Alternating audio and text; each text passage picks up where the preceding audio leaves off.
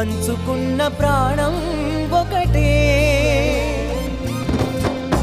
ఎదలు వేరు స్పందన ఒకటే, పెదవిలోని ప్రార్థన ఒకటే, ఒకరికన్నా ఇష్టం ఒకరే.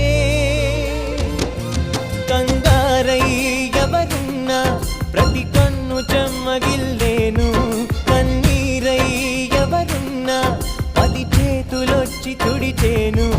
సమభావం అన్నది సంసారం అయినది, మా ఇల్లు మమతాలయం, కవిలేని కవితాలయం.